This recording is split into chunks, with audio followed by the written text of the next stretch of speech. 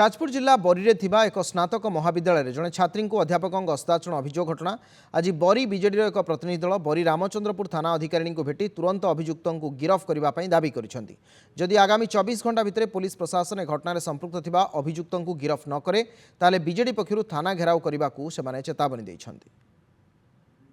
Car गोटे भौणी कि car गोटे झील मो भौणी होता पारे कि आउ कार तो आपण मानकर भी भौणी होता पारे झील को न्याय दरकार से न्याय पाइबारे विलम्ब होची। से जो शिक्षक अध्यापक जनक सदाचरण करता प्रति केमी दंड विधान हम से सोशल मीडिया रे बहुत प्रकार डिस्कसन होची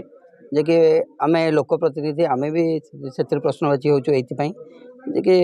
एमाने थाई कि भी आमे एपर्यंत न्याय पाइलु नाही। तो 15 रु आज 21 हेलानी तो कम पाई आ भीतर किसी दृढ़ कार्य अनुष्ठान निया होने तो आमे आईसु गोटे कहिलु गोटे कथा तो आमको जदि 24 घंटा भितर जदि आर किसी कार्य अनुष्ठान न जाए ताले आमे थाना आगे आसी धारणा देबु। तो एटा हमर निश्चिंत आमे एटा जारी रखिबु। तो 24 घंटा आमे थाना को देइछु माने टाइम देइछु। ए सरकार अमल ने एबेला बार बार घटना घटिलानी तेणु ए सरकार को सचेतन ना पुलिस प्रशासन काम करने जे एकता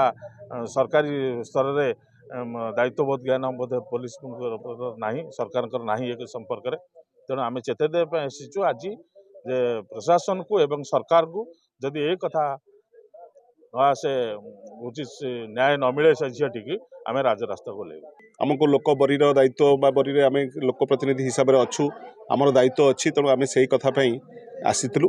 आज माने पुलिस मैडम को आज आम आईसी की से कथा अवगत करईचु से तो कहते निश्चित भाव में आम माने पदक्षेप नौचु निश्चित पदक्षेप सक्सेस हम कहते।